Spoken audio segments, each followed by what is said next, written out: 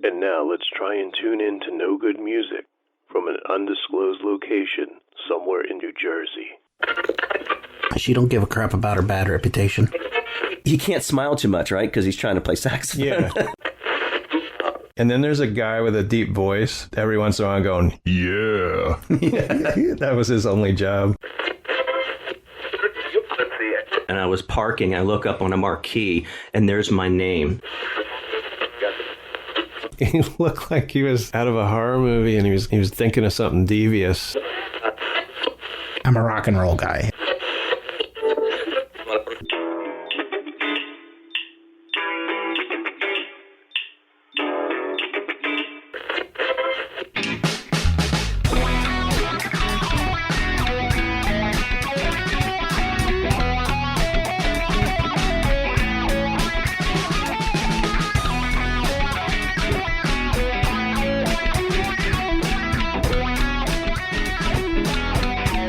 Hey everybody, this is Rob. And Jeremy.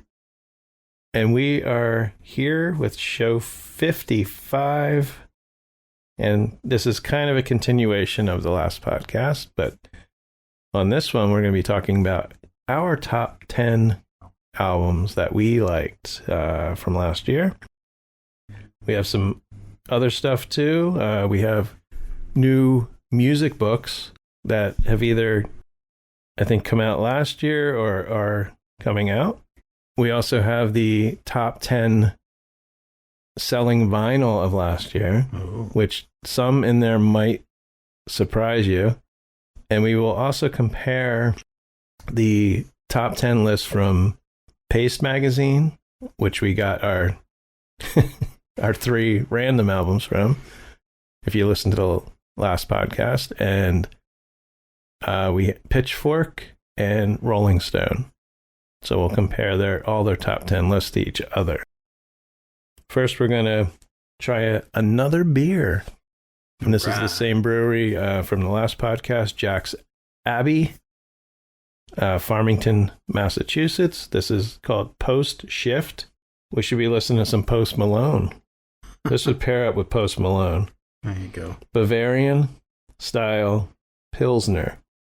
Oh, and Jeremy, did you watch any New Year's Eve festivities on TV? Yes. Okay. Did you see Post Malone? No. Someone's commented that it was laundry day. He was wearing shorts. I'm sure it was California. And a jersey. Okay. And I don't know. And like a Gilligan's Island, like a Gilligan hat. Nice. Like, I forget what they call it. Sounds about right. You know, like one of those, what do they call his hats? Fisherman hat? Yeah, something like that. Yeah. We watched, it was like the Live from Nashville or something. Oh. Because we don't have cable. So it was whatever was streaming. And we're wondering. Some local access channel in Nashville. And we're like, are we going to actually see the ball fall at midnight, or are we going to have to wait till 1 a.m. because they were in Central Time? Yeah. You think Billy Bob Briggs or whatever would do a New Year's Eve thing, you know? Yeah, I actually wonder. He does, yeah. Was he on there? They had a bunch of different country artists on there performing. Well, no, that's the movie guy. There's a movie guy that does like drive-in something. Oh, okay. And it's sort of like Svengoolie, where he plays, I guess, old movies. Mm-hmm. I just know about it. I don't. Gotcha. I had to laugh though because I heard at midnight Leonard Skinner was playing Sweet Home Alabama. Really? Yeah. But then eventually I heard Freebird, and I'm like, wow, somebody, like, it must be a Leonard Skinner kick. And everybody's like, Leonard Skinner is performing on the TV. I was like, oh, my bad. Okay. Oh, where were you? We were playing board games, so it was like, it was kind of in the background. And I wasn't paying attention. I was like, I heard Sweet Home Alabama, now I'm hearing Freebird. Yeah. So, yeah. Lo and behold, Leonard Skinner was actually performing a concert. I watched a little bit of Anderson Cooper and Andy Cohen, who last year CNN banned them from drinking alcohol because Andy Cohen, first of all, Anderson Cooper doesn't drink. Right. So can you imagine someone that just starts drinking? You're on the air. So by 11 o'clock, each hour starting at 8, they did a shot of tequila. So even though it had been 3 hours, Anderson Cooper on 3 shots over 3 hours was kind of loopy. Yeah, I believe it. Where he was just laughing. And he has a weird laugh, too. And what set him off was they were talking via, I don't know if it was Zoom or whatever, but it was remotely with John Mayer, who was at a cat bar in Japan. A cat, there's 20 cats in this bar, walking on the bar. He's feeding them out of a tube, which I fed my cat, this paste, while he's talking to them. Okay. And it's the freaking funniest. It's on YouTube. So our listener, if you haven't seen John Mayer and Anderson Cooper and Andy Cohen, oh my God. It goes on for like a half an hour at least. And he's feeding, the cat butts are in the camera, and Anderson Cooper has to go off camera because he's laughing. He's like, that's the way he laughs. Oh my God. Okay. So we're going to try this beer. Post Malone Shift. Post Shift. Interesting thing about Post Malone. The person. Uh-oh. Okay. And the music that comes from that person are not two things that I would ever put together, if that makes any sense. He does not look like what I would envision his voice to sound I like Post Malone because when I first heard of him, I assumed he was a rapper. Yeah. And then I heard some songs. Actually, what got me into him was his Nirvana thing, where he did a whole thing. This was during COVID. And I don't know if I watched it live or if I watched it after, but he was just he had a band with him. Yeah. And he was singing Nirvana songs. I like his new song, Chemical. I like a lot of his music. Yeah. I was blown away. Yeah.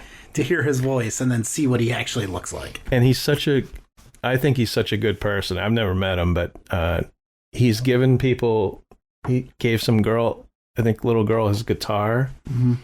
And he's given people his shoes. So, okay, so we're going to start with new music books. If anyone has time to read, I try and find some time. Reading Stephen King, Holly right now. Taking me a while, but I have a whole stack of books now, and I need to not buy anymore. Yeah. I think I found I don't remember. It was a Beatles book. It was a book on the Beatles. I don't even know but I'm like, I can't buy any more books. I'm not going to get to them. So this book came out December 19th last year, and it's about the Fender guitar. Oh, okay. Which I own, a Fender Telecaster, and this is the official illustrated history by Dave Hunter, and this is $35 book. The description is celebrate the legendary guitars and amps of Fender with this authoritatively written, lavishly illustrated, and officially licensed history of the company and the culture I can't talk right. The culture, I didn't even take a drink of my beer yet. And the culture it inspired. Illustrated throughout with rare images from company archives, Fender, the official illustrated history treats readers to rare behind-the-scenes views of the shop floor throughout the years, studio imagery of the guitars, rare period advertising and brochures, and performance images of Fender players. Martin Guitar maybe they put out a book. Yeah, too. They should. First beer was better. Oh, I'm gonna taste this beer. Looks like someone peed in my glass. Pretty much. Kind of tastes that way too. It's a Pilsner. That's the thing. Some of these beers, certain like lagers and certain types of beers, you really can't. They all taste similar. Yeah. IPAs, beers where you can add, that one beer I gave you, I should ask you, it was a strawberry shortcake. Oh, it was so good. That was so good. That was gone that night, by the way.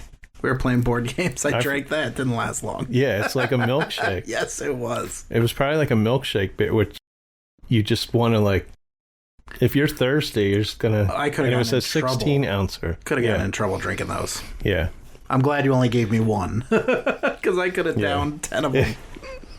I did find one of my favorites from the local brewery that we frequent. Well, Matt and I do. I don't think you've taken been there me. yet. Oh, okay. Buttsville. they have a snickerdoodle. Oh, that sounds good. And if Jeremy is not drinking too much before he goes home, he can, or maybe have a little sip of it. When Matt and I went last time, it was on, I forget what they call it, on board, which means it's still brewing. Mm-hmm. They're still in the vats or whatever. So I didn't get to try it this year. But then I went to the beer store down the street, and they sell the cans from the brewery. So I was able to get a 4-pack of that. So. Okay, cool. So let's continue. We've got January 9th. I don't even know what today is. January 4th, I think. 5th. Okay. Thank you. Yeah. Sorry. So when you hear this, we're recording ahead of time, but January 9th, the podcast to be out by then. You can go by. It will? No, the podcast, yeah, it'll be out after January 9th. Oh, yeah. Not before. That's... So Sorry. You'll be able to go out and buy this book, Boy George. Oh. Karma, my autobiography. And I've been seeing advertising for this. So have I. I think signed ones too. Yeah. I don't know. Like I said, right now I have a lot of books to read. So it has to be, Jeremy and I still have to read Peter Frampton. Yep. And I don't know if you have the Dave Grohl book. I don't, but I'd like to get one. Okay. I'd like to read that or listen to it on audiobook, something. So, I have a couple music books that are, waiting. I want to, read or listen to the Geddy Lee book. I had mentioned that to you earlier. Yeah. Yeah, I like to read. I had that on my list. Oh, sorry. Well, I had that, no, I had that not on my list, but I had that on my Amazon wish list. Mm. But I like to go off the list too, because you want a surprise. Yep. So I also had the Pink Floyd. I forget what the Pink Floyd book is. I think it's just an autobiography or a biography on Pink Floyd. Okay. And then there's a Cheap Trick. I think it just goes through album by album. It's not really a biography. Okay. So I just got those two. But I had Geddy Lee on there. Yeah. Anyway, so this one is $39.99, at least on Amazon. It's the official story of a musical icon told in full for the first time in his own words. Nothing short of an amazing story, Karma is the long-anticipated celebrity memoir from Boy George. The memoir delivers a searingly honest and captivating account of his extraordinary life. Take a front row seat to the highs and lows of a life lived in the spotlight. Boy George's compelling storytelling shines a light on his encounters with legendary figures like David Bowie, Prince, and Madonna, providing an intimate peek into the music industry's glittering world. So there we go. We got a couple more here. January 30th, we've got American Hair Metal, Can't Get Enough by Stephen Blush. And there's an introduction by Chip Z'Nuff of Z'Nuff Z'Nuff. Do you know Z'Nuff Z'Nuff? I've heard of them, yes. Yeah. So it says, we're not ashamed of a little hairspray and makeup. We've always said it takes a real man to wear makeup. Who said that, Jeremy? David Bowie. No, Bret Michaels of Poison. Damn, okay. We're thinking hair metal here. Yeah. I don't think David Bowie did metal at all. I don't know what he was considering. Pat Boone did, and what was it? Christopher Lee. Yeah, he did some metal. I heard Bret Michaels, they're getting the gang back together again to tour. Yeah. I'm not a big Poison fan. I'm not a huge fan either. Every Rose Has Its Thorn is like the worst song to me. Like next to Bon Jovi songs. I just hate that song. Every rose has its thorn now. Yeah. Just and like Bret Michaels needs to really, either get a hair transplant or take off that bandana. Does he sleep with that thing on? So this book has hundreds of striking photographs. They're complemented by hedonistic and ephemera. Is that what? Emephra. We'll say it's ephemera. Ephemera. There we go. I don't. Hedonistic ephemera. Sure. There's a word. There you go. Bands like Poison, Cinderella, Motley Crue, Skid Row, Stryper. All right. That's Stryper were like a Christian. That's why they were on your mind. Yeah. And there's wild quotes from major players such as David Lee Roth, John Bon Jovi, I'm Your getting favorite. this, Yeah. Sebastian Bach, Love him. Tommy Lee, Nikki Sixx, Bret Michaels, Don Dokken, and many unsung heroes. All right. Is it Dokken or Dokken? Dokken, sorry. Don That's okay. Dokken. That's okay. The expanded edition includes more photos, more quotes, and a new introduction. So this is the paperback, so it looks like it has been out a while. Yeah. And there's a new introduction by Chip Z'Nuff of Z'Nuff's Enough. All right. Enough's Enough. And an interview with Rick Fox from Wasp and Steeler. Okay, we have two more books. We got February 6th comes out, the hardcover, The Story of the Bee Gees, Oh. Children of the World by Bob Stanley. Tragedy. Sorry.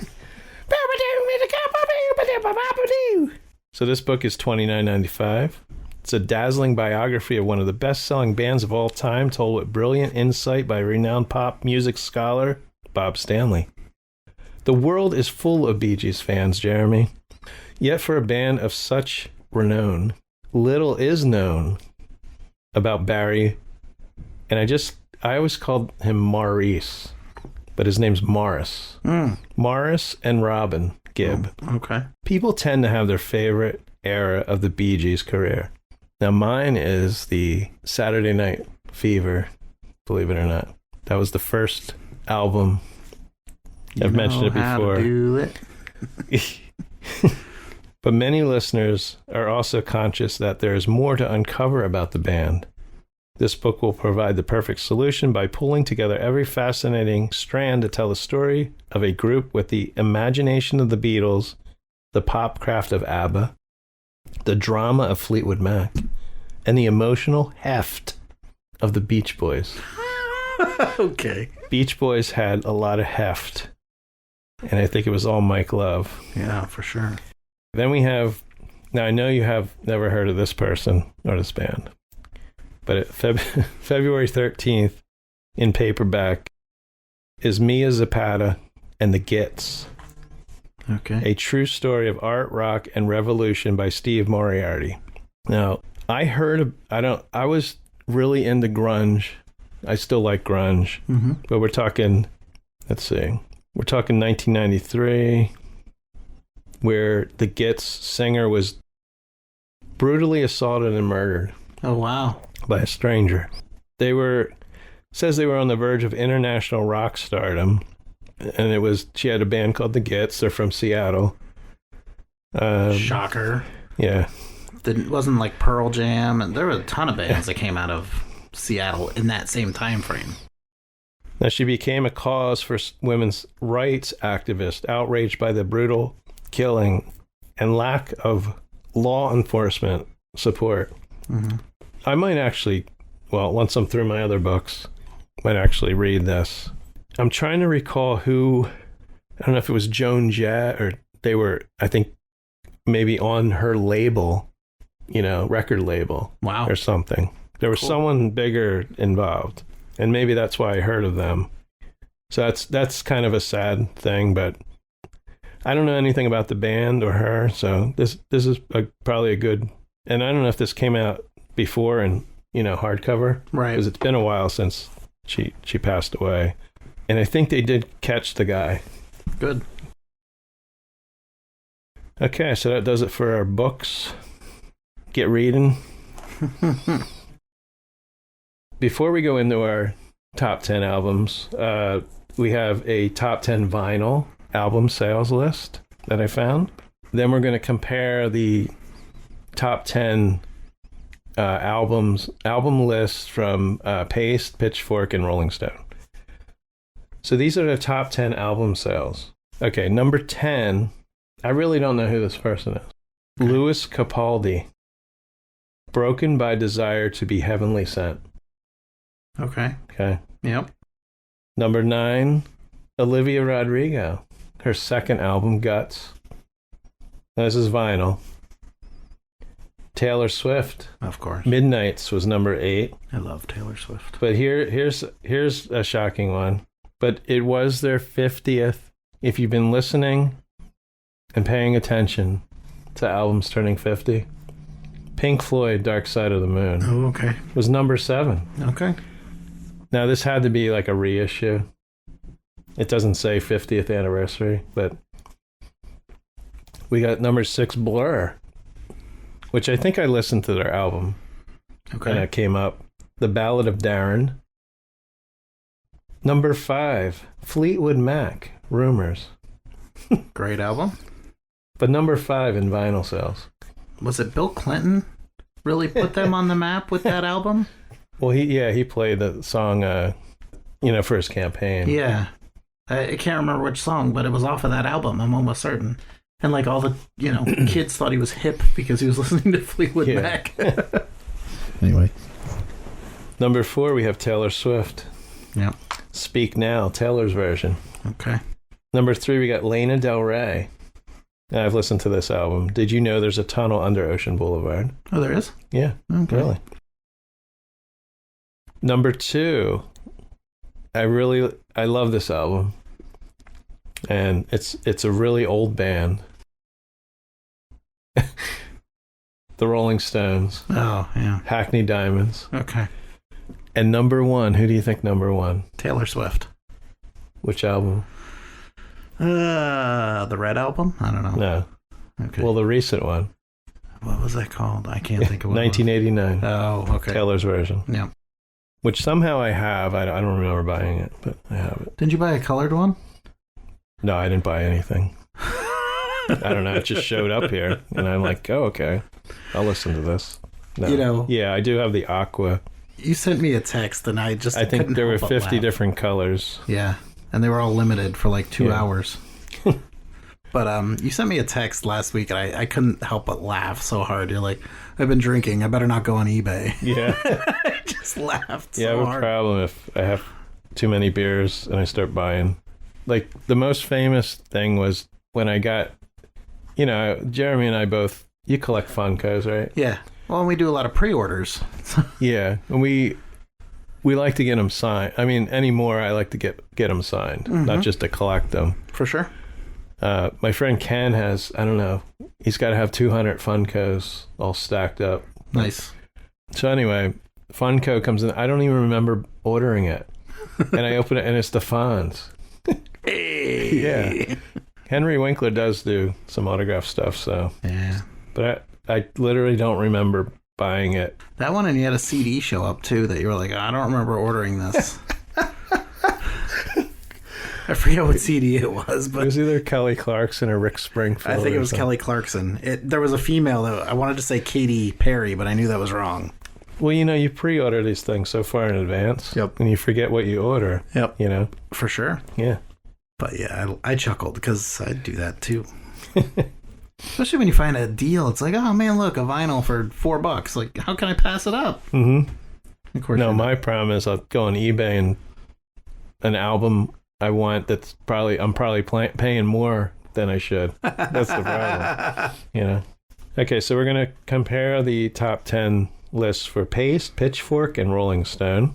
We're gonna start with number 10, and I think some of these might have been on our random. Yeah, I'm thinking they might. Well, actually, number 10. Yeah, there we go. So we'll do. Okay, Paste was number 10. Sofia Cortez's Madre. Don't know that one. Pitchfork had Yule, which I reviewed. Soft Scars. Rolling Stone had Zach Bryan. Called Zach Bryan. Isn't he a country? I don't know. Sure. Sure. Maybe he's Why not? related to Luke Bryan. I don't know. Oh, okay. There we go. Paste had, for number 9, Anoni and the Johnsons. My Back Was a Bridge for You to Cross. God. Pitchfork had the same album. All right. Might have to check that one out, Jeremy. Big on the Johnsons. Yeah. Rolling Stone had Victoria Monet, Jaguar 2. All right. I wonder how Jaguar 1 was. Yeah, I'm going to have to listen to Jaguar 1 first.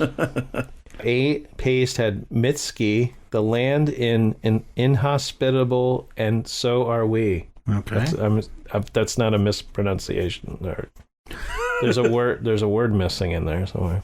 Okay. Pitchfork had Fever Ray, Radical Romantics, and he's related to Sugar Ray. No, I'm just kidding. Rolling Stone had Billy Woods. Now, Billy Woods, Jeremy, remember Billy Woods came up? Yeah.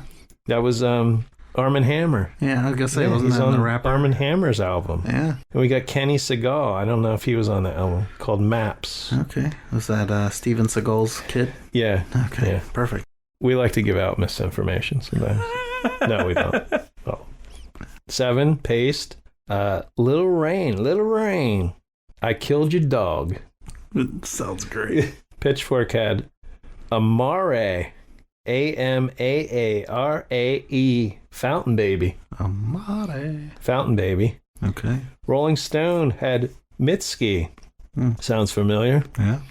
The Land in Inhospitable, and So Are We. There we go. Number 6, we got Paste with Julie Byrne, The Greater Wings. I think that's an album of Wings songs. Check that out. Pitchfork, we had Sufjan Stevens. That's the one I reviewed. Javelin. They had that at number 6, Pitchfork. Yeah. Rolling Stone had Paramore. This Is Why. And I actually love that album. That album is on my top 10. It almost made it. I had to, rearrange some things. Yeah. I love that song.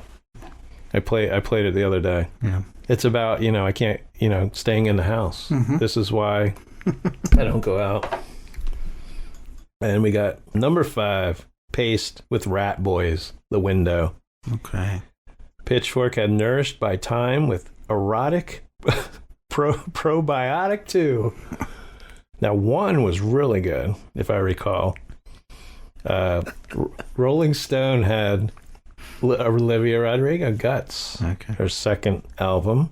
And number 4, we got Carolyn Polachek, Desire, I Want to Turn Into You. I've listened to some of that. It's actually pretty good. It's kind of pop. Yeah. Poppy.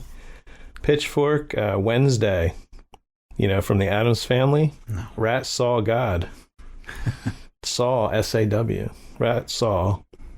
Yeah, Rat Saw God. Okay, there we go. 3 words with 3 letters. Nice. Mm-hmm. Rolling Stone, Little Yachty. Big fan. Let's start here. Yep. Okay, number 3 is Paste with McKinley Dixon. Beloved Paradise Jazz. Question mark. Not sure. Not sure on the jazz. Okay. Pitchfork had Billy Woods. Kenny Segal. Steven Seagal's son. Nephew. With Maps. Yeah. Rolling Stone had Taney with Data. I've actually heard of them. Okay. Taney. We're up to number 2 now, folks. Fasten your seatbelts, because we got Pace with Sufjan Stevens. Javelin. It's Jeremy's favorite. Yeah. If you didn't listen to the last podcast, go listen. Jeremy goes... That was my favorite of the 3. Oh, yeah. Yeah. That was in Jeremy's random. Yep. Pitchfork, we got Carolyn Polachek. Desire, I Want to Turn Into You. Rolling Stone has my favorite, one of my favorites, Boy Genius. Oh. The Record. Jeremy, Boy Genius, you gotta listen. They came up on a few results that I was looking for some stuff the other day, and they popped up a few times. So did Wednesday. It's Phoebe Bridgers. Okay. And 2 other girls. Okay. Okay. Paste. Number 1. Wednesday. There you go. I'm going to have to check out Wednesday. Rat Saw God. Yeah. Hopefully it's not like that Reverend. Oh, yeah, I played Jeremy. Did we talk about that? No, we didn't. Played that album for Jeremy. Yep. Reverend Kristen Hayter. Kristen Hayter. Yeah. Kristen Michael Hayter. Yeah. A lot of possession. It's scary. It's interesting. Yeah. To say the least. So both Pitchfork and Rolling Stone have the same album as number 1. And I can tell you already, I'm not going to check this out. Because it's SZA. SZA. SOS. Yeah. SZA number 1. Coming in at number 1. Okay. No Neil Young. No Iggy Pop. Where did they go? Where did all our heroes go? We have to ask. Foo Fighters. man. Yeah. So we're going to take a little break. And when we come back, we're going to have our top 10, which is going to be exciting. Because we're going to take a break. What you'll hear is a little bit of music. So it's not like we're taking like a 30-second break. We're going to eat some pizza. It's getting cold. Yeah. But we'll be back.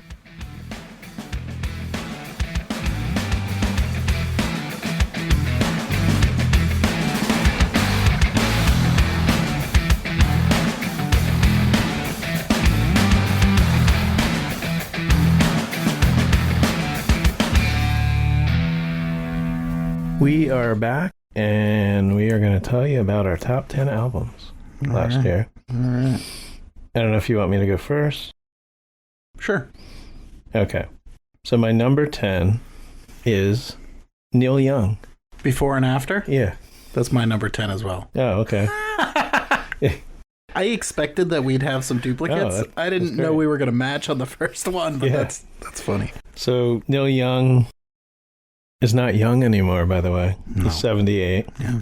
What number album is this? Oh, I have no idea. It's his 45th. Okay. He's not up there with, Does that include his stuff with Crosby, Stills, and Nash? No, I think this is a solo album or studio by himself. Wow. He's not up there with Willie Nelson. I always look forward, to new Neil Young, or even with Crazy Horse. The thing is, a lot of the older artists, you have to either follow them on social media or subscribe through an email list, Yep. I didn't even know this album. Now, when did this come out? I don't even know the date. Recently. But December, maybe? December 8th or something like that? My gripe, which I've said before, is Apple Music, not displaying and the new albums on Friday. They should know what I listen to, right? And it should be there. Now, this one is not new material, and I like it because it's acoustic, and it's all his. We wouldn't say they're cover songs; they're his own songs. No, but something that I noted, his voice sounds really good and crisp in this album, and it's, to your point, because it's something that's retouched as opposed to brand new. I think, anyway. He's not as say nasally or that Yeah. Neil Young, the way he has a unique voice. Mm-hmm. So we have 13 songs on here, all previously recorded.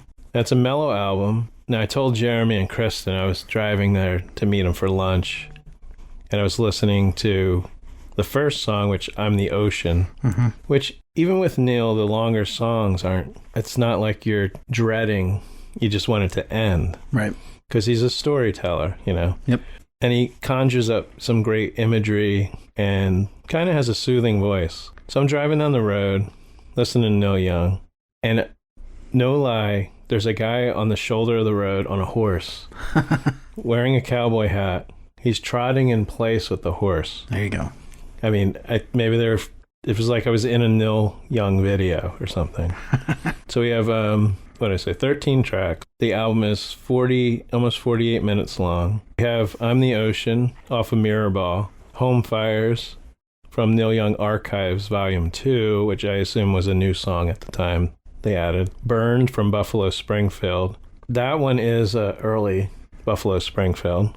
Burned. On the Way Home from Last Time Around. Not sure where If You Got Love was from. 6, A Dream That Can Last off of Sleeps with Angels. Birds After the Gold Rush, My Heart off of Sleeps with Angels. When I Hold You in My Arms off of Are You Passionate. Mother Earth off of Ragged Glory. Mr. Soul off of Buffalo Springfield again. Comes a Time off of Comes a Time. And Don't Forget Love off of Barn, which is the most recent. That was 2021. Yeah.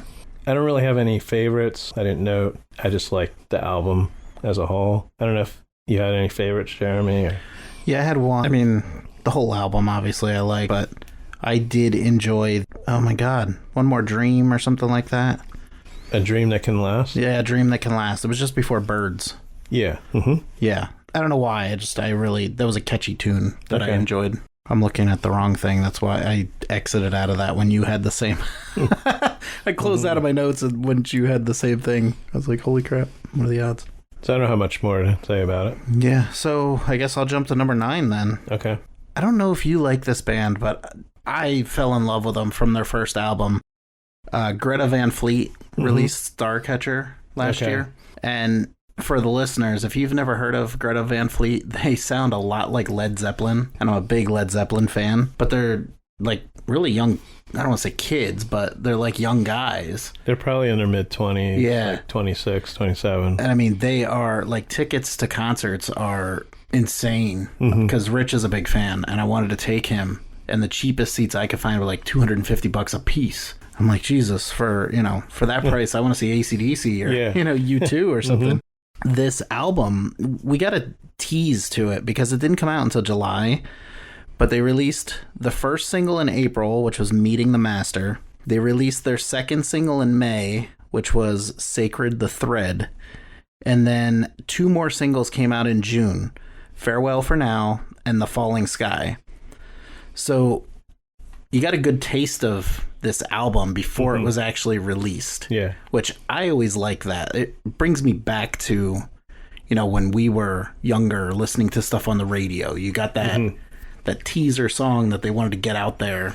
Yeah, before the album came out. Yeah, exactly. I mean, a lot of bands release 2 or 3 singles. Like Green Day has released 3, I think, now. Yes. They just released another song. Yes. I love that. I love when bands do that. I hate when they just, here's an album, and you get nothing other than the day the album comes out.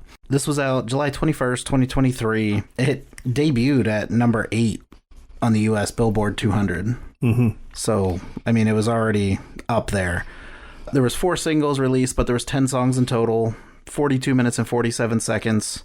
Nothing specific from the album. The singles, obviously, I really enjoyed, so it was nice to already have something to kind of fall back on if you didn't enjoy it. But, overall, there was top to bottom. I didn't find myself skipping any tracks. I didn't find myself, dreading any tracks when they came on. So Greta Van Fleet is one of those newer bands that I've really found myself attached to. So that was you wonder why they're not on like Rolling Stone, like top 10. I'm surprised they don't get more notoriety.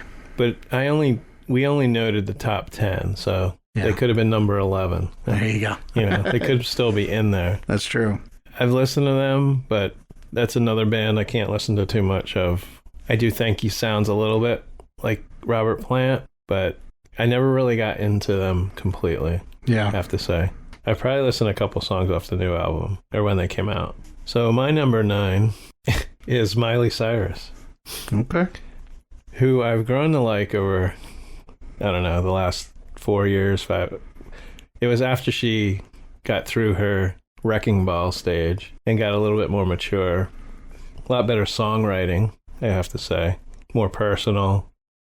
So it's been 10 years since the song Wrecking Ball barged into our memories with a naked Miley riding a wrecking ball. It was her first number 1 hit song, by the way. Oh, wow. So over the last 10 years, I think, like I said, she's matured, got all that twerking and partying out of her system. Yep. And I think she's taken music a little bit more seriously. Now, her first single off this album is Flowers, and it's her second number 1 hit. So it took her 10 years. Song ranked number 4 of top songs of 2023. And it's probably my favorite off the album. Talks about being single. Not that I can relate, but I like I like a song that you feel like she's being truthful and she's being honest, and you can feel sort of the emotion of when she wrote the song or what she was thinking at the time. I don't know. And it's sort of also a song about learning to love yourself. Right. And who you are, because I'm a big believer in that. I think some people just don't like themselves, and that's really the first step for confidence and also caring about others, I think. Yeah. Although some people do put themselves above others, or no, they put others above themselves, and they end up not really taking the time to care and love into their own health or, right, their own being. Yep. And I think Dr. Phil probably taught me that, all that. So it's a fun album, and it's also, it's poppy, just your poppy fun album. There are some deep songs here. There's song Used to Be Young, which is actually a sad song, It's kind of ironic, though. I mean, she reflects on her past choices and actions. She's 31. Okay. So when she's saying used to be young, it's kind of... She's a lot younger than I am. Right. She's younger than Jeremy is. Yep. I'd say someone my age could sing that song maybe without getting some laughs. I don't know. Because I'm damn old, but... So there are a couple guest appearances. Sia and Brandy Carlisle. And I like Sia. And I'm not a real big Brandy Carlisle fan, but I like the song she sings with her called 1,000 Miles. When I wake up, well, I know I'm going to be... No, it's not that song. Oh, okay. And the song starts off with the lyrics, I'm driving around town in a beat-up Mercedes. You think I'm crazy, you might be right. I don't know, it's just a good song. And some of the other songs I liked are Island and Wild Card. I love the hook in this song.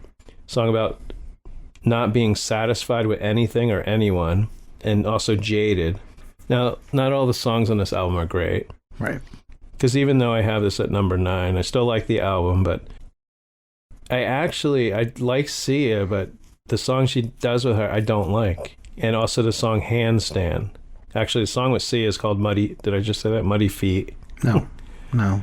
Handstand, the song's just all over the place. I think maybe whoever wrote this song, because I know Miley doesn't fully write these songs, I have here, maybe he's a drummer in a jazz punk band or something. Just all just all over. So that's my number 9. Okay. Is Miley.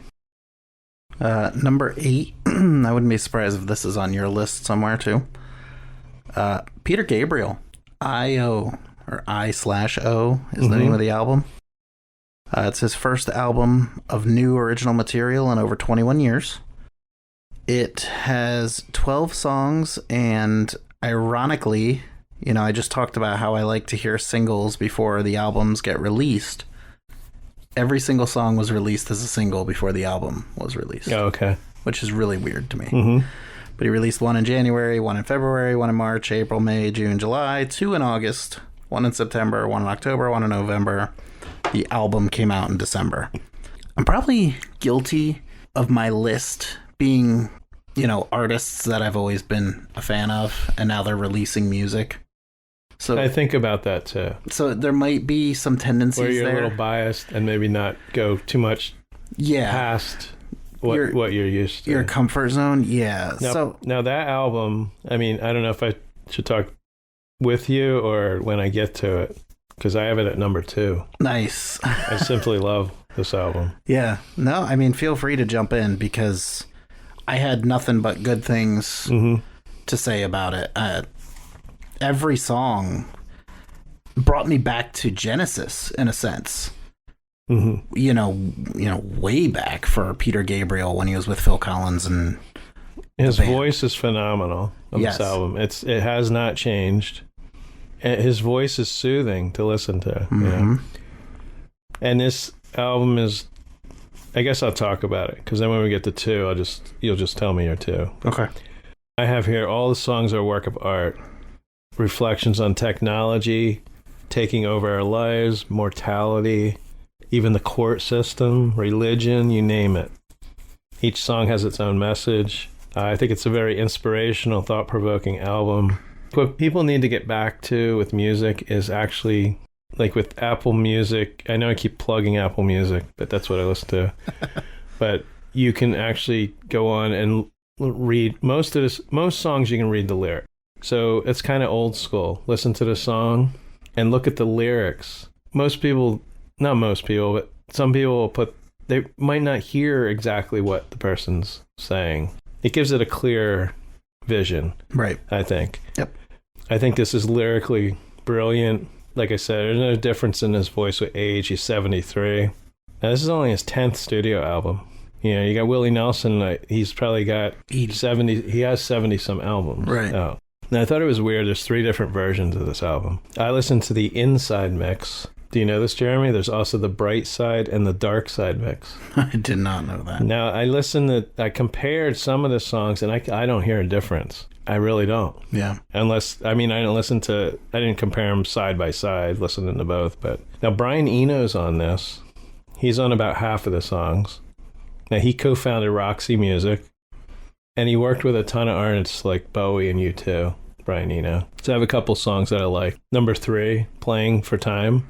First of maybe 2 songs on the album deal with time and getting older. And my interpretation, playing for time means we are all looking for time, more time to do things. Always looking forward, and then it's gone, you know. Forward to new memories that we can treasure. And Peter Gabriel said of the song, it is more of a personal song about how you assemble memories and whether we are prisoners of time or whether that is something that can actually free us. Do you have any songs that stood out? No, I liked them all, to be honest with you. Okay. You know, this was one that I listened to it top to bottom without skipping, and then I actually played it again, like, immediately. Yeah. So it was, you know, there wasn't anything that was like, oh my God, I have to go right back to that song. But I definitely, as soon as I got done listening to it, I was like, I want to listen to that again because it was so powerful. And like I said, it just brought me back to Genesis almost, because I love Genesis. I love the sound of Genesis. Yeah. I love, you know, the lyrics of Genesis. Mm-hmm. And it mentally, again, maybe I'm biased, but that's what it brought me to as I listened to this soundtrack or album, not soundtrack, but I don't know. It just, I loved it top to bottom. Yeah, I like his early solo stuff too. There's one, I think it's called The Prisoner or something like that, where his face is melting on the album. I actually had that album. But a couple other songs on this one, Road to Joy, Olive Tree, I think are the most upbeat. I mean, Road to Joy is mostly almost a sledgehammer sounding kind of song. And Olive Tree starts out slow and then goes into a steady beat. And when the chorus kicks in, I don't know if you heard this, but the chorus seems pretty close, or reminded me of the Talking Heads, Once in a Lifetime. Same as it ever was. Yeah, that reminded me kind of that. So Much, track 7, such a heart-wrenching song about mortality, getting old. And the lyrics, very slow song, piano, bass, minimal guitar, and just Peter's voice. So really love that song. Love Can Heal, another beautiful song. According to Peter Gabriel, it's a dreamy, experimental piece with some abstract imagery. And also, he has 2 Swedish backup singers on this one. They're part of his touring band. Oh, cool. Jenny Abrahamson and Leanna Olson, who also plays the cello on this song. Okay. And Jenny actually lives in a district in Sweden called Södermalm, which I've been to. So anyway, it's a little personal. There you go. So yeah, those are the songs I liked on it. And that, again, that was my number 2. And Jeremy, where were we? 7. You were at 7? Yeah. What was your 8? Or was that 8? Maybe that was 8. I'm sorry. That was 8. Okay. Okay. We'll say my number 7 is kind of an oddball because it's a band that they've been around for a while, but. Mm-hmm. So my number 8 is Foo Fighters. That's on my list as well. Okay, I thought that would be. But here we are, June 2nd, this came out. Yep. Now, this is their 11th studio album, first album since Taylor Hawkins' death on March 25th, 2022. So rumors of a new album arose in February, it says 2023, when radio DJ Chris Moyles on the UK's Radio X casually mentioned a new album to be released in March. He would later apologize for speaking out of turn on the subject and refused to clarify his comments. So he knew something and wasn't supposed to say anything. And then the album was later officially announced on April 19th, alongside its official title. Now, at the time of the album's announcement, a replacement for Taylor Hawkins had still not been publicly disclosed. Now, Dave Grohl played drums on all the songs, and it's the first time he gets a drumming credit on a Foo Fighters studio album since 2005. Wow. Yeah. And the band described the album as sonically channeling the naivety of Foo Fighters' 1995 album, or debut album, informed by decades of maturity and depth, lyrically exploring a brutally honest and emotionally raw response to everything Foo Fighters have endured recently. This album is, a lot of emotion in this album. The album is also described as the first chapter of the band's new life. Yep. And it explores lyrically Dave Grohl's coming to terms with not only Hawkins' death, but also his mother, Virginia, who died in 2022. First song I think I heard, I think it was the second single that was out, is Under You. I think Rescue Me was the first. Yeah. But Under You, I really love this song. There's nothing clear about who this song's written about. Right. But I have the feeling it's a combination of Taylor Hawkins and Kurt Cobain. Yeah. Now, Kurt Cobain, it's going to be 30 years this April that he killed himself. Yep. Or Courtney Love killed. So the song's very upbeat, like musically, but the lyrics are very downbeat. And I think some of the lyrics you can't really tie in with Taylor. For me, I think when he says over it, think I'm getting over it. There's no possible way that he's getting over Taylor's death so soon. Right. But it could be talking about Kurt Cobain. It's been 30 years, right? But then he follows it with there's no getting over it. So that could be about Taylor. Right. And then there's the chorus, someday I'll come out from under you. And I think it has to do with Nirvana and Kurt Cobain. That he has never escaped. He can't, being linked to Nirvana, right? Kurt Cobain. And the weight of them being still a huge band. They weren't around that long, but they've become legendary. Right. They're still loved. I mean, I still love Nirvana. And he just wants to be known as the guy from Foo Fighters, right?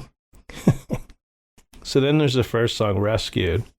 As soon as you hear it, it's the Foo Fighters. It's got that classic sound. Yep. Fast, furious, Dave screaming the verses, and then the mellow chorus. I always like that. That's a note, because this was number 2 for me. But okay. A note that I had is I love how they're always reinventing themselves. Yes, as soon as it starts, it's the Foo Fighters. Yeah. But every song they have does not sound identical. Yeah, yeah. There's always some nuance or some, different feel that they can incorporate into their music. And I'm always kind of blown away by that. Yeah. And I think it's about being just overwhelmed by everything going on around you, wanting some relief, someone to come get that weight off of you, Yep.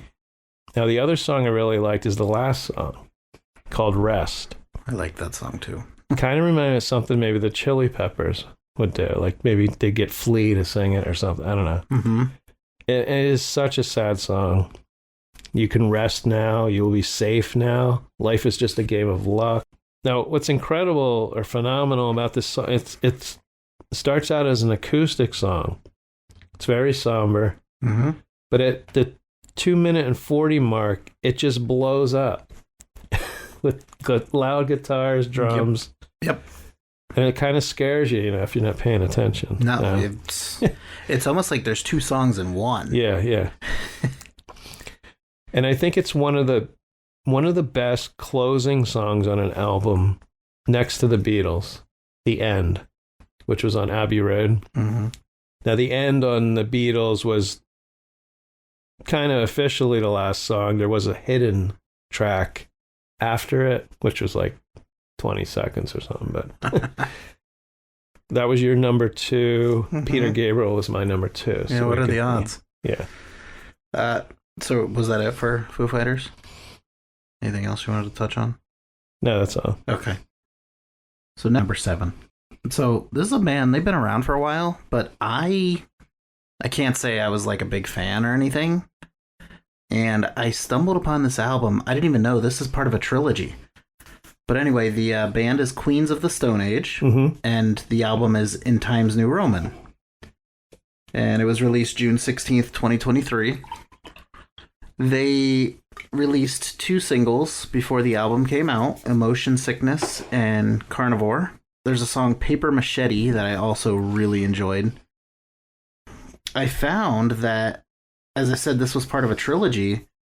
I didn't know that, so I had to go back and kind of listen to the other albums that were out before it, which was Villains and then Like Clockwork were the other two. And what was interesting to me is that, as I was looking through reviews of this album, a lot of critics were critical of them going soft, in a sense. Whereas some of the previous stuff was harder, little edgier music. This was a little more mellow. I didn't think so, but I mean, to each their own. I did also find it interesting.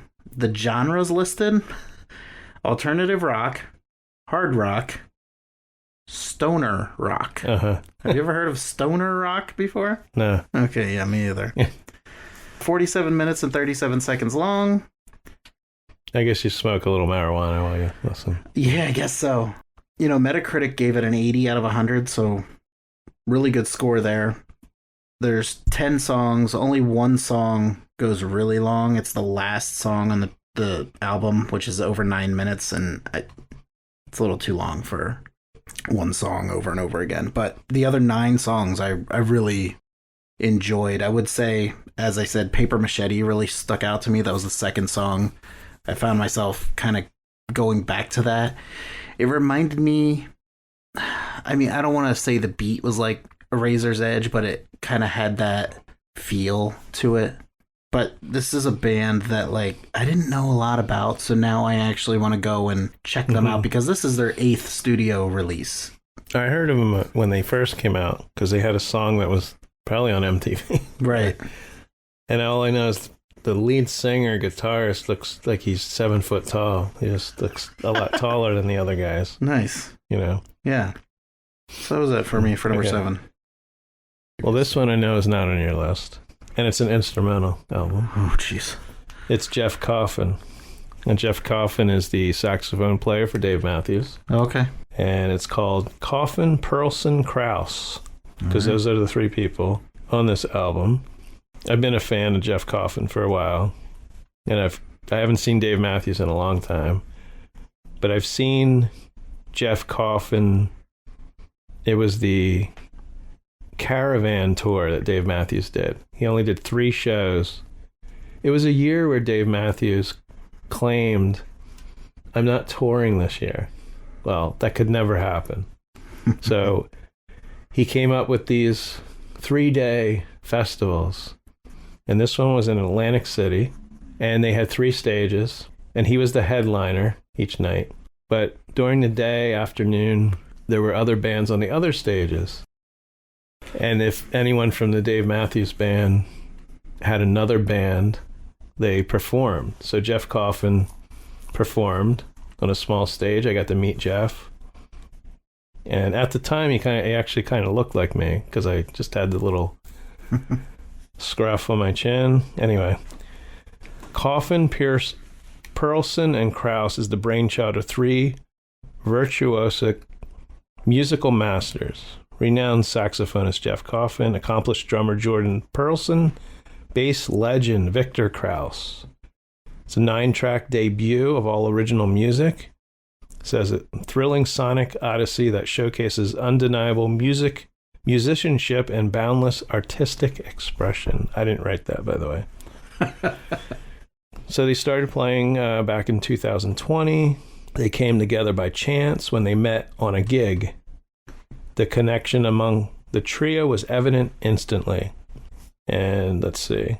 So during the pandemic, the 3, they're Nashville-based musicians, all of them, formed a social pod, and they made playing together a regular thing as long as they were safe to do so. So it sounds like they would actually get together. So gifted with time, the trio decided to record at Krause's home studio to officially document this special collaboration, and eventually settling on 7 compositions and 2 solo works. So this is a great combination of what I call spastic jazz, which is just improvised jazz where nothing's... I imagine people don't write down notes for jazz. Maybe they do. I don't know. But almost like a jazz jam session. We also have smooth jazz and also what I call somber jazz. So there's, slow stuff, just stuff where Jeff's just going off on a saxophone, just whatever. So, but it's not annoying. It's really good. Good. Maybe some of our listeners don't even listen to jazz. I think this is a good starter album because some jazz can be a little too much, as we've talked about. Talked about a lot about jazz on this in the last one. But, yes, we have. But Jeff does go off in different directions on some of the songs. Maybe they start out slow, but somewhere in the middle or end, he does some improvisation and lets the sax do the talking. So now 3 of my favorites are the first track, On the Precipice of Change. Now this one's sort of repetitive, but it's actually pretty good. Track 3 has a bass riff, which I also learned that a riff is also called a ostinato, which is repeated notes. I've never heard that before. Now this song will also remind you of the Peanuts theme song. Oh yeah? Reminded me of. Okay. Track 7, very somber song called Overcast, that's the proper name. So overall, I give this, I'd say a 7 or 8 out of 10. I mean, it's not the greatest jazz album because I listen to a lot of jazz. Yeah. My favorite is Miles Davis of like all time, and John Coltrane, like those. But so I'd say I give this good 7 out of 10. Okay. On that one.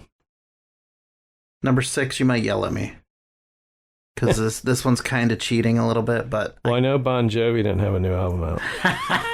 Nope, no, okay. It's not Bon Jovi. Okay. I did U2 Songs of Surrender. Okay. Which is yeah. Okay. They re-recorded all of their original music, basically. However, a lot of it they adapted into acoustic versions. Mm-hmm. So it was definitely different. And we've talked about how much we both love U2. But to hear some of my favorite songs in a new way, it was a relief in a sense. Weren't there 40 songs on there? There was, yes. There's, I think, 4 different albums. Okay. But even, hearing like How to Dismantle an Atomic Bomb again, just some of that stuff that for me, there's so much U2 on my playlist that I don't always hear a lot of the music. Yeah. As much as I would like to. So to just put this on and be able to listen to everything and not have to skip a song because it's just one of my all-time favorite bands, reinventing the wheel, recreating something that was original and putting a little twist on it. It just, I don't know, it brought me back to whatever, high school or whatever it may be, but I love U2. Sometimes acoustic music for me is a total dud. I can't get into it. Okay. But I think because I knew all of this music ahead of time, I didn't care. It was still great to listen to. I mean, some people didn't like it because they want a new album. Right. Or people that don't like U2 are like, oh, they're just redoing their old songs. And right. Yep. I mean, hopefully we get a new album. Hopefully we get a tour. By the end of the year. I think they like to put out albums in October, November. I mean, they have an album called October. But, yeah. This one came out in March. Oh. For what it's worth. Okay. But maybe end of the year and then next year tour. There you go. That'd be nice. So what are we on, 6? Yep. This person I've liked a long time. For, let's say, it's going almost on 22 years. Kelly Clarkson. Oh, okay. This is what I was expecting you to say. Kind of an overlooked album, and I think it's like one of her best albums. It's called Chemistry. Now, believe it or not, she made her debut, of course, on the first American Idol back in 1944. Jeremy's shaking his head. In 2002. Now, this is her 10th studio album. So, same as Peter Gabriel, right? 10th. Now, this was written about her relationship with Brandon Blackstock. She married him in 2013. They got divorced in 2020. Now, she met him in 2006. He became her manager. And he's also, who is his stepmother, Jeremy? Not a clue. Reba McEntire. No way. Yeah. Okay. So now this whole album it's so personal. If I were him, I wouldn't listen to this album. Good and bad. But so the album illustrates the arc of an entire relationship, showing every emotion you experience from beginning to end related to the end of her marriage. And I think it's the most personal album she's ever recorded. I know she has songwriters, and I know she probably co-writes with some people. But I really feel this is her album. This is her talking, more so than anything else she's done. So I'll go through a couple songs. Song Me, M-E. Classic Kelly Clarkson. She starts slow, almost like Foo Fighters, then bursts through the speakers at like her higher range and a chorus of backup singers. Down to You is just a great revenge song. Lyrics are, I can't dance with the devil on my back. I assume the devil's her ex. It must be cold in your veins. And then you can't bring me down to you. Now there's one song he could probably listen to called I Hate Love. Now this song, there is a special musician comedian, Jeremy, on this track. Weird Al? No, that would be weird. But this is still weird. He's playing banjo. It's Steve Martin. Okay. Steve Martin and Kelly Clarkson. All right. And there's a funny line in this song. You can take Gosling, like Ryan Gosling. Yep. I'll take Steve Martin. Okay. So maybe her ex was like into Ryan Gosling. Maybe. Or she's just singing it, hypothetically, to another woman. Yeah. So I think her voice is like better than ever on this album. There's some depressing songs on the album when you really get into the lyrics and the meaning, but also some fun songs, like the one I just mentioned. So that's my number 6. Okay. Number 5. I have Alice Cooper, Road. Oh, I forgot about that one. 22nd solo and 29th overall. Came out August 25th of 2023. It was recorded while he was touring with guitarists Nita Strauss, Ryan Roxie, and Tommy Henriksen. So I thought that was interesting. I don't know if I just listened to this album a lot or if we heard some of these songs when we saw him. Mm-hmm. Because I really loved Welcome to the Show, and I feel like he performed that, but I could be wrong. I also feel like he performed Dead Don't Dance, which I enjoy. Mm-hmm. Yeah, I like that song. Again, I might just be... They might sound similar to other Alice Cooper. He also did a version of Baby Please Don't Go, which I really loved. And then they covered Magic Bus, which is one of my favorite Who songs. Yeah. So, and again, I'm guilty, I'm biased. I really like Alice Cooper, but I feel like each album that he puts out is just better and better. We liked Songs from Detroit, which I think was last year's album. Detroit Stories, I think it was. There you go, Detroit Stories. But I think those were cover songs. Right. I like the album better than the new one, The Road. Oh, did you? Yeah. Okay, now see, I like The Road better. I didn't like the song, the title song, for some reason. Which was I Am Alice? Yeah, I Am Alice. Okay. I did not like... I'm not a huge fan of that song either. Yeah. I didn't even mention it initially. Because that was the first single, I think. It was. And video. White Line I hope the album gets better than... Yeah. White Line Frankenstein was the second single, which I'm also not a huge fan of. Yeah. But I love Dead Don't Dance. Mm-hmm. Yeah, I remember that one. I love Welcome to the Show. And like I said, the Baby Please Don't Go and Magic Bus, I believe they're covers, but... Well, I know Magic Bus is. But those two, I really, really enjoyed. And it just... I don't know, Alice Cooper doesn't seem to be getting any worse with age. He seems to be getting better with age. Yeah. We've seen him live. The performances are always strong. Yeah, his voice sounds the same. His voice always sounds great. I realize studio can cover up some stuff, but I can put myself in the audience because we've seen him each of the last 2 years. Yeah.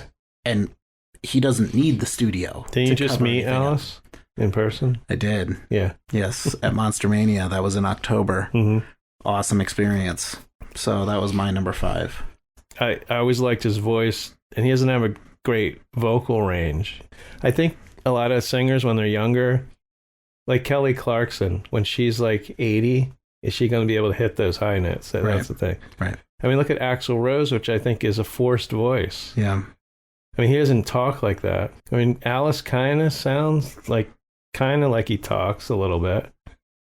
You know what I'm saying? That if you overextend your voice when you're younger, and that's how you sing, he doesn't push it. Like Vince Neil, Yeah. You know, Yep. He just can't sound like that. No. You know, Steven Tyler is another one. Yeah. So what are we on, number 5? Yeah. So this one's a blues album. Okay. I thought I'd mix it up, you know. Yeah. Joe Bonamassa. Oh, I like him. Yeah. Blues Deluxe Volume 2.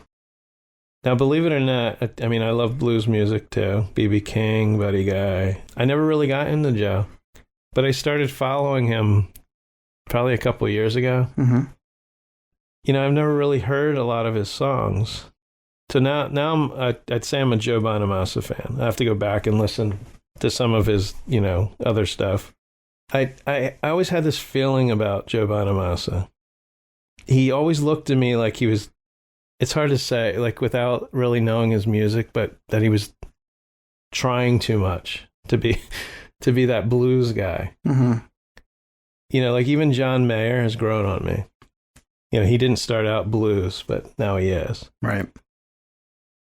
Joe Bonamassa now rivals Rick Nielsen from Cheap Trick as far as how many guitars he owns. Wow. Now, Rick collects rare and unique guitars, right? Specially made guitars. Right. But I think Joe has a sickness. Like I said, I've been following him for a couple years now. Mm-hmm. And he just collects. Okay. He has duplicate guitars. Now I'm talking same guitar, like say it's a Fender, right, or Gibson.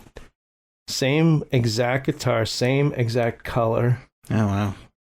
Like, why do you need more than one? And he has, get this, 500 amps. He posted the other day a video of this room, and there's like amp after amp, and they got bigger and like. Maybe he's trying to do a show like The Who and go out with a bang. There were huge Marshall, probably at least as high as this room. Wow. I'm serious. Unless they were stacked on top of other ones, but. Interesting. I mean, I could see needing like 20 amps, 10 amps, like as backup. You know, when you're on the road and one blows out or something. You know, if he ever gives away any guitars, I'll take a couple, though. I only have 3 guitars. There you go. Okay, so the album, back to the album, is called Blues Deluxe Volume 2. Why is it number 2? Well, 20 years ago, he released Volume 1, which was just his 3rd album. This is his 16th album. Now, I think the album is just simply beautiful. If you're not a blues music person, just like with Jeff Coffin, this should be your introduction into blues, you know, along with, you know, people like B.B. King, Buddy Guy, Bobby Bland. First track on this is Bobby Bland song, 24 Hour Blues. Track 4, fun song called I Want to Shout About It. It's by Ronnie Earl and the Broadcasters. And these are all cover tunes. And Joe he does a couple cover tunes on his own. He writes his own, you know, music on his other ones. But these are all covers. I think there might be 1 or 2 of his original on this one. Now, this has who we're actually going to see soon, and we'll bring it up, Southside Johnny feel, or maybe the Fabulous Thunderbirds. It has that kind of feel to it. And Ronnie Earl actually toured with them, so that makes sense. They're all in that same kind of category. So yeah, we got tickets to see Southside Johnny at the Stone Pony for the 50th anniversary show. And we're hoping that, you know, someone shows up, not Bon Jovi, but the other guy from New Jersey. And then we have track 7, which is actually a very old Fleetwood Mac song. And it's so old that it's when Fleetwood Mac were a blues band. Oh, wow. Led by Peter Green. It's a song called Lazy Poker Blues. It's from Fleetwood Mac's second album. Do you like blues music? Some, yes. Okay. This you should give a listen because it's interesting. Because it's Fleetwood Mac, but it's before Christy McVie, before Stevie Nicks, Lindsey Buckingham. But it's Mick Fleetwood. Right. But it's from 1968. Wow. It's called Mr. Wonderful, the album. Okay. So that song's off of that. And Joe has a great blues voice.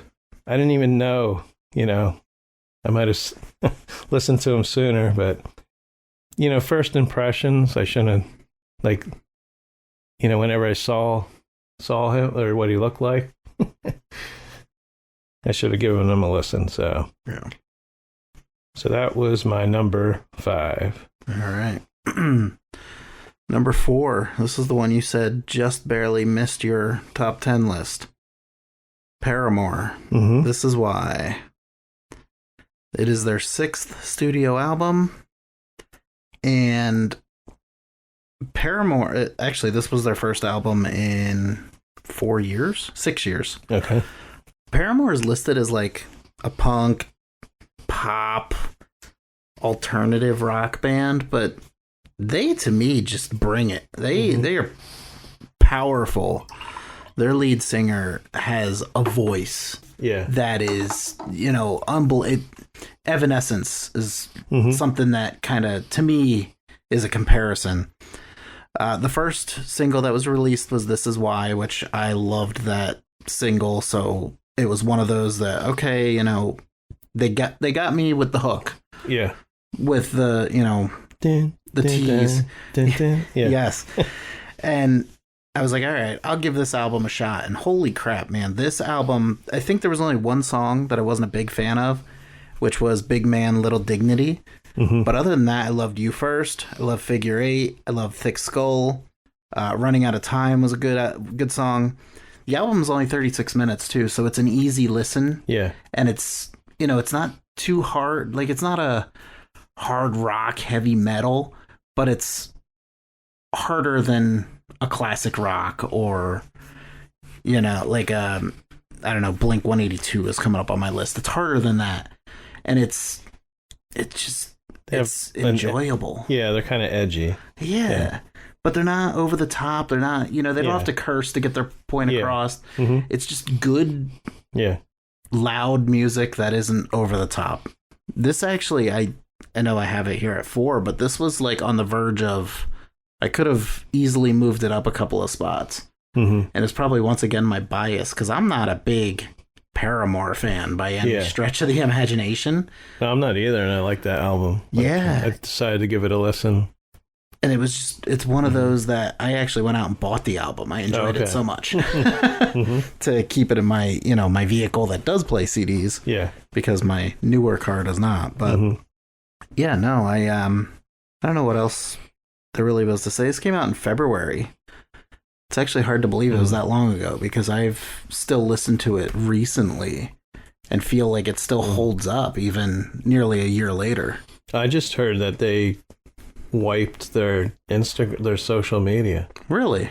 Yeah, just recently, and nobody knows why. And they're saying, I hope they're not breaking up, or they're... Wow, that would be a disappointment. Or they're starting out, maybe they got something new coming out. I don't know. Right. Interesting. That's what Well, that sucks. Because I haven't heard about them, until recently. Like I say, I just stumbled upon these guys like within this last year, really. I mean, I've heard of them, but I didn't listen to them religiously. I don't know what their next album's going to be, but I would listen to it just They've been around a while. Because of this, yeah. They've released 6 studio albums, so... But yeah, Paramore, This Is Why. My number 4. Yeah. So my number 4 is a fairly new band called Boy Genius. And it's called The Record. Released March 31st.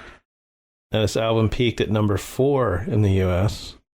And this is a super group of moody girls. Yeah. Now, our listeners may know the name Phoebe Bridgers.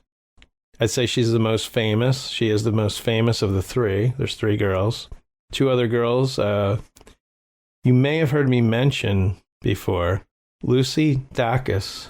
I've mentioned her at least once. I think when her album came out. Richmond, Virginia, she's from. And Julian Baker, Germantown, Tennessee.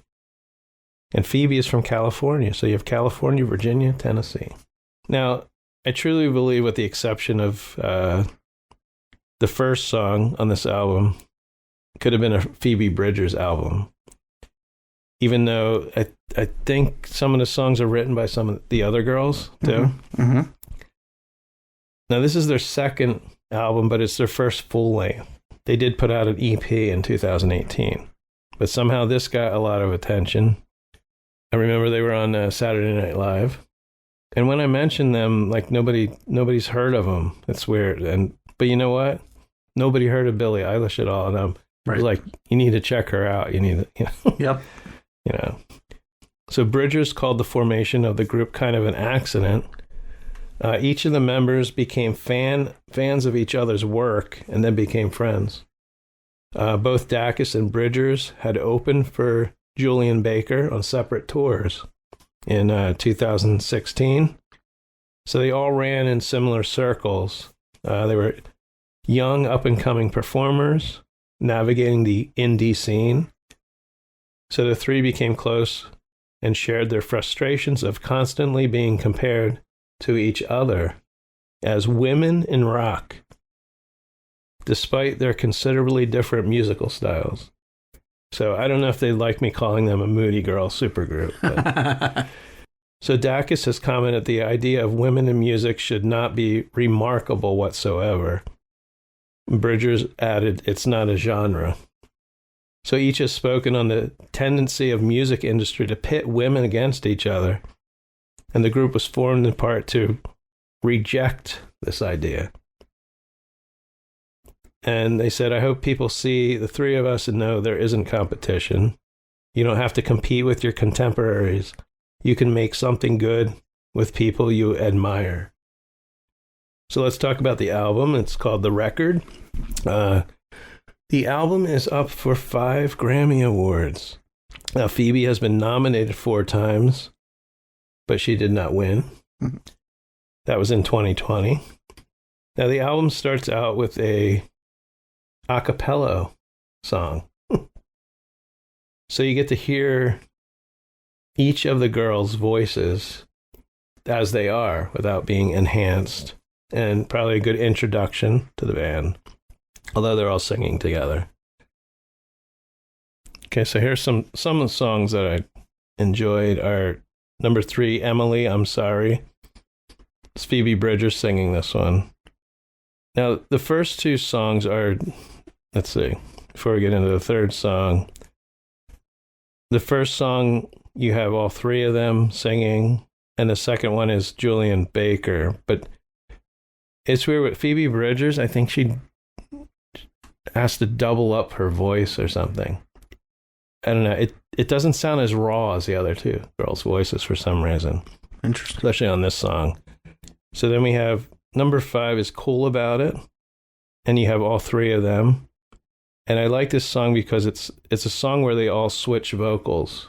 And there are a couple songs on this album where, one sings first, then the second one sings the second verses, and the third sings the third, which is kind of rare, in a band. Wake up, Jeremy. Sorry. It's kind of rare in a band where you have 3 different people doing 3 different verses in one song. That is odd. Yeah.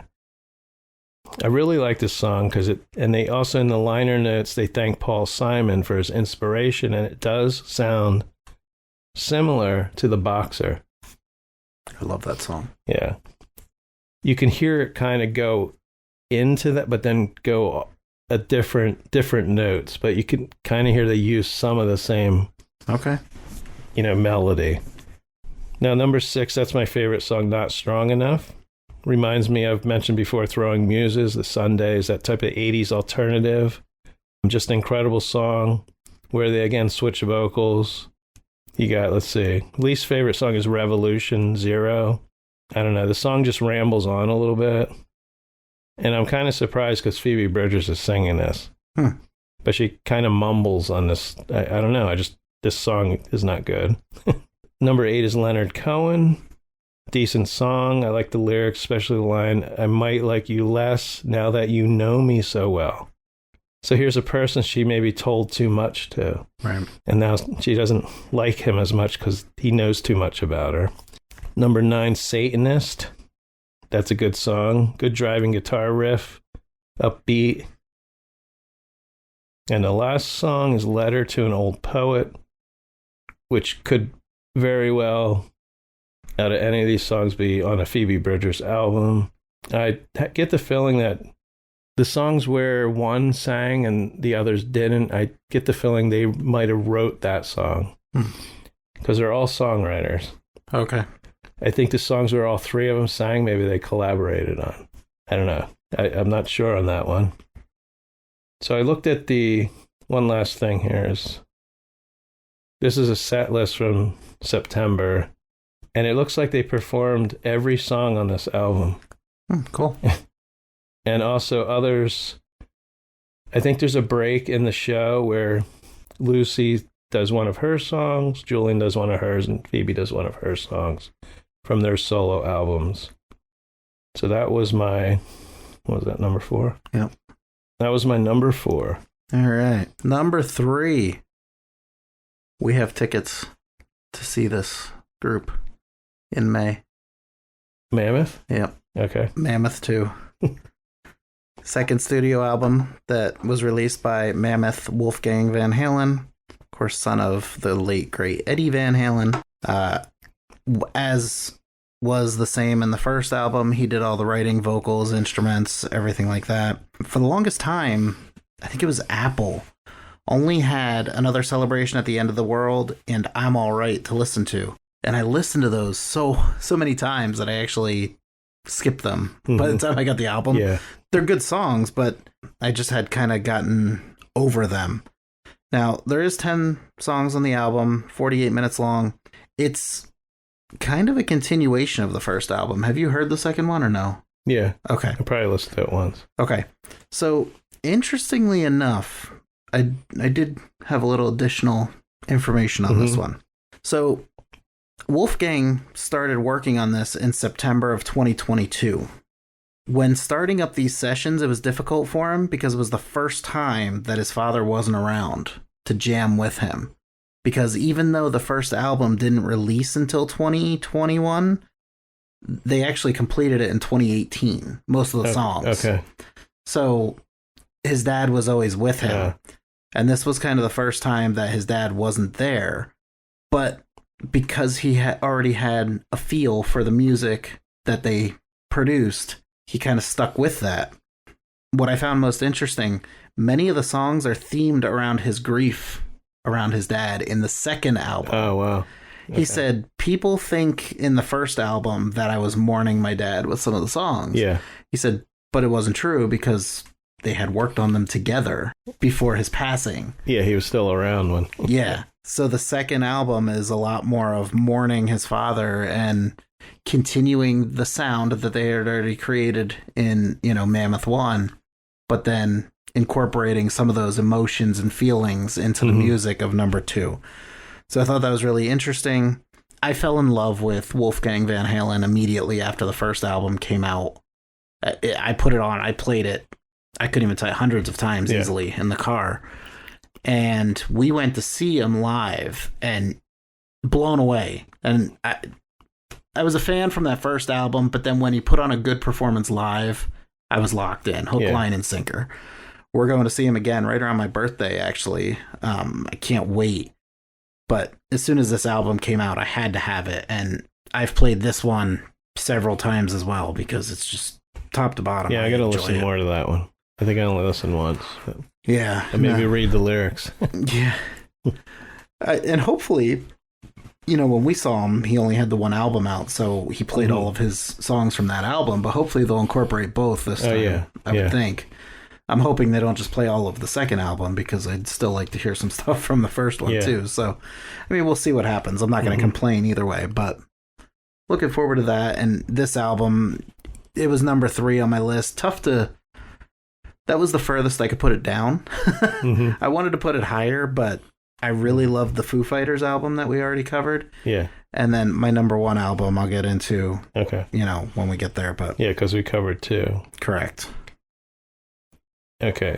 So my number 3 this is probably someone you haven't heard of. Meg Myers. She's been around a while. Name sounds familiar, but I don't know. This album, TZIA, came out March 24th. Now, the first time I ever heard of Meg Myers was back in 2015. She had a song called Lemon Eyes. And the video, I remember watching the video a lot. The video is her, there's a trailer. She's living in a trailer home. Like, looks out on the desert. Might be one of those, like, small trailers that you could hook a truck up to. Okay. There's a swing set outside. The song hooked me, and she did, because she's singing. It's a weird song, but as she's in the trailer and she walks past like the kitchen area, and there's a guy like crouched up on the counter, like tied up, which you think maybe is her ex-boyfriend or something. Okay. I don't know. But her songs were kind of, I think she had a song called Monster, but she looked like this sweet girl. But the lyrics, it was like, there's something going on here. So here we are in this is from 2023, last year. So she's also changed her look drastically since then. She looked kind of like Mila Kunis at one point, but she stopped drinking alcohol. And not that she was overweight, but she lost a lot of weight. She cut her hair. Her hair used to be dark brown, black, and now it's like white with gray. And, she just changed her look drastically. More edgy. Yep. Staying fresh. Sure, she's a sweet girl in person. But this album is kick-ass. It's so different from what she was recording in 2015. And I have here, it's pretty much Halsey on speed. Like, these songs are intense. They're not like heavy metal. Her voice is like really dramatic, but I really don't think anyone can mimic her voice. And it's not just pop music. It's got like an industrial like edginess to it, but also like beats, like, good, like, I wouldn't even say dance. It's hard to describe.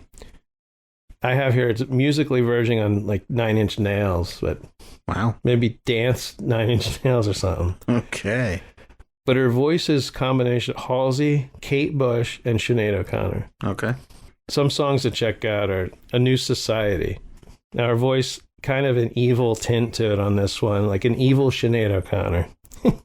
Song starts out slow, goes into like a 9 Inch Nails kind of driving, like bass, drum beat. And it's kind of a political song, reimagining of the world, more loving world, nonviolent. But I think maybe she's talking about, at this point, living on another planet, because, I don't think that's possible. I mean, Jeremy, wouldn't you say we're pretty much doomed at this point? Yeah. Okay. I actually have that down here to ask you that. Oh, nice. So then we have track 4, Me. I think that was a Kelly Clarkson song too, wasn't it? Me. That song's For Me. Is that what you said? For Me? Me. That song For Me. Track 4. Another intense song. Most Sinead sound, like, who can sound like Sinead O'Connor? But Sinead I'm telling you, this girl, like, because she kind of wails, I don't think she's trying to sound like her. She just sounds like her. I think it'd be great if she put out an album, Sinead O'Connor songs. But at times, she also sounds like Kate Bush. And ironically, she did a cover of Running Up That Hill. And it was a year or so before the Stranger Things made it famous again. Okay. Because I remember, I've been a fan of hers a long time. So I kept seeing her post that song. Really good version. So this song, sort of a gritty fuzz box sounding guitar, pounding beat. And then I love after the first set of verses, she just does a thing. She just goes, ow! Not like that, but sounds better than that. Michael Jackson. And then the music stops and then the song is just very well put together. Then the last song I liked was Mirror. And this song actually reminds me of Live, Lightning Crashes. Oh, I like that song. But I'm sure those chords have been used a lot. Yeah. And this song has great melody and hook to it. But this album is intense. So check it out, Meg Myers, TZIA. Okay. We both covered our number 2s. So we are on number 1. Woohoo! The top 2023. Better not be Taylor Swift. It is not Taylor Swift. Okay. I teased it earlier when I was talking about Paramore. Okay. Number 1 album for me, and this was probably a combination of excitement, anticipation, and... Is it Evanescence? What is this going to be? No, it's not Evanescence. It is Blink-182. Oh, okay. Who got back together once their drummer basically was fighting cancer. They were able to work out their issues and I think I remember. Reunite. Their 9th studio album, first in years. It marks the return of Tom DeLonge, who was the guitarist vocalist. He departed the band in 2015. He started up his own company, but he also performed with a group called Angels and Airwaves. I don't know if you've ever heard of them before. I listened to some of their music. He's got a very distinct voice. But anyway, this album was recorded over the span of 7 months. So they definitely took their time to put something out there that wasn't just, quickly thrown together. Lyrically, a lot of their stuff, much like, back when I was a teenager, talks about relationships and, maturation, as well as their own history and Hoppus's battle with cancer, the drummer. So they put out something that, was relatable to all of us who remembered from back in the day, but also incorporated some new. One More Time became the band's 3rd number 1 album on the Billboard 200 in the US. Reached the top 5 in a dozen other countries. Of its 6 pre-release singles, both Edging and the title track were top hits on the alternative airplay charts. Title track was, I believe, Dance With Me. It was just, there's 17 songs. It's only 44 minutes long. Blink-182 was notorious for 3-minute songs when they, All the Small Things was the big one that was out there, way back when. But it was so nice to see such a popular alternative band, rock, punk, kind of get back together, put their differences to the side and be able to, produce new material. Kind of reminded me of The Police. I wasn't old enough then to kind of understand some of those band issues, but I know they tried to get back together and they couldn't even do it. Yeah. Whereas Blink-182, they not only put out the album, but they did a full year tour too. They didn't, rip each other's heads off. I didn't make it to any of the shows, unfortunately, but everybody that I know who went, and I've had at least dozens of friends that went, everybody said they were phenomenal. So if they tour again, I will definitely make sure to get out there and see them. But this CD hit close to home for me because it brought me back to those, All the Small Things, Adam's Song, Rock Show, any of that stuff that I loved Blink-182 all throughout high school. Okay. So this was definitely one of those way too long in the making, but needed type albums, if that makes sense. So this was easily my number 1. It was the first one I put on my list. So my number 1 is probably someone not many people have heard of. Never. I think he has a couple albums out, but I'd never heard of him until recently. And his name is Hamish Hawk. Hamish Hawk. Yes. Okay. Came out February 3rd. I'm not sure how I came across this artist, but recently I basically listened to the entire album driving from work to the UPS store one night. Album's 43 minutes long. Now, there was an accident, so the UPS store is really not that far from me. But there was an accident, so I was sitting in traffic. Probably took me an hour when it should have taken me 30 minutes to get there. But as soon as I heard the first song, I was hooked, because I'm a fan of a lot of genres of music, but one I really love is just that 80s sound that, I wouldn't even say this is new wave, but more even kind of like the Smiths, and it just sounds 80s, this whole album. Mm-hmm. The guy is from, I think the guy's from Scotland. I love his voice. Yeah, he's from Scotland. Okay, here we go. My notes. It also reminded me, there's an obscure band from the 80s called Camouflage. Okay. He also sounds like Morrissey on some of these songs. The lyrics are really good, though. They're strange, thought-provoking. And he also reminded me a little bit of a guy named Robin Hitchcock. He was from the 80s, English singer. Alfred Hitchcock? Robin. Sorry. And he would have the strangest, like one song that really was big on MTV, like mostly Video Killed the like 120 minutes show, which they would play the more obscure songs, but he had a song called Balloon Man. Okay. First song is Once Upon an Acid Glance. Okay. All right.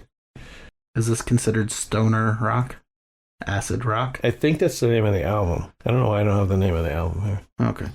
This is one of the lyrics from this song. Walking in the shadow of a drawing pin, in a raincoat on a Monday, etc., mocking all my Hockney ephemera. The second time I've heard you say that word. Okay. I still don't know what it means.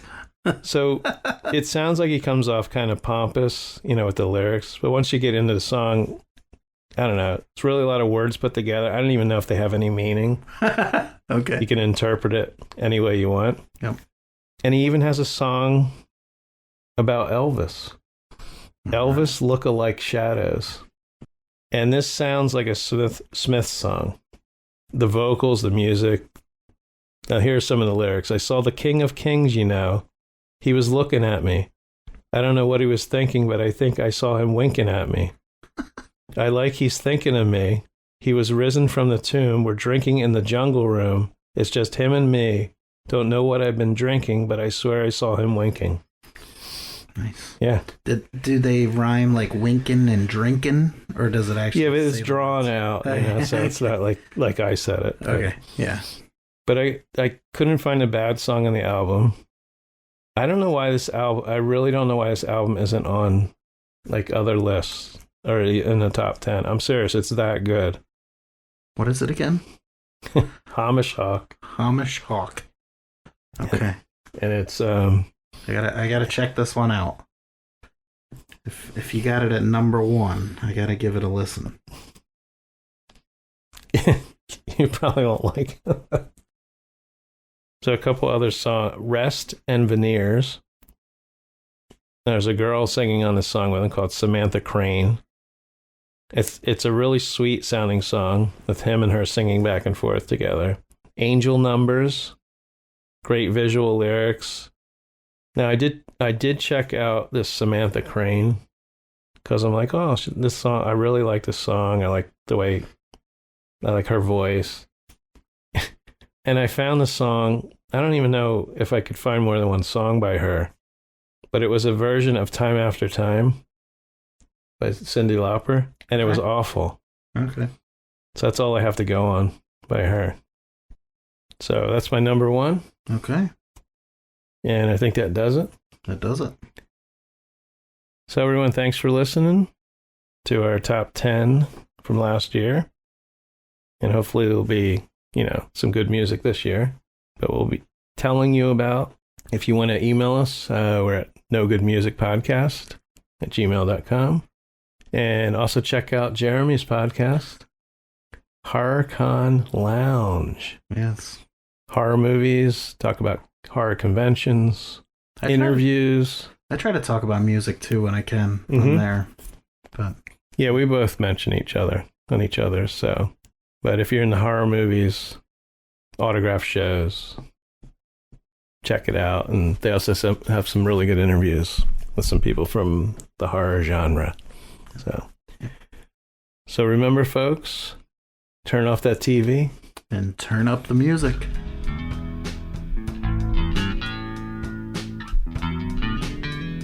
You've been listening to No Good Music, intro and exit music by the band 99%. Today's show is produced and edited by Rob J. Lilly and recorded at the Did You Say 7 Studios in Washington, New Jersey.